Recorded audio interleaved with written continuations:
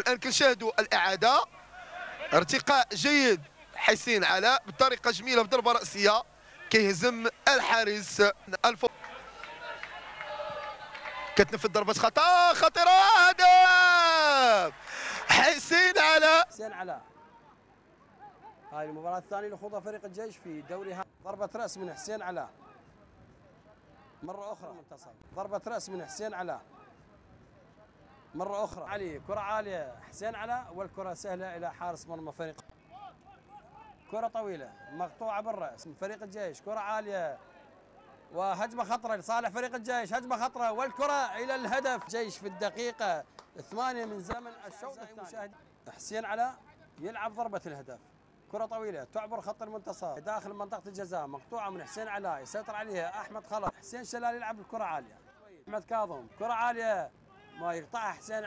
تلعب ضربة الهدف. حسين علاء يلعب الكرة طويلة تعبر خط المنتصف مقطوعة ضربة رأس. منتظر مجبل منتظر حسين علاء ماكو احد يمه. مقطوعة من حسين علاء. اكو ريح داخل الملعب. كرة عرضية عالية الى الجهة البعيدة يبعدها حسين علاء. وسام زكي علاء عبد الزهرة قريب من حسين علاء. حسين علاء الان يسيطر على الكرة يلعب كرة طويلة الى رداد سهيل وهشام. اما ان يلعبون على الأجنحة اما ان الان لصالح فريق الجيش يلعبها اللاعب حسين علاء. كرة طويلة أخرى وكرة ملعوبة لكن تنقطع من اللاعب حسين علاء. يلعبها بينية إلى ضربة رأس مقطوعة من حسين علاء المدافع.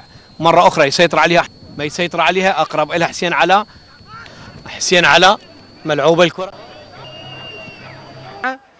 وهذا اياد شعلان اللي اشترك في شوط المباراة الثاني مقطوعة. علاء عبد الزهرة اللي تراجع للخلف بينه وبين حسين علاء. حسين علاء بينه وبين وسام زكي. كرة مشتركة يدفع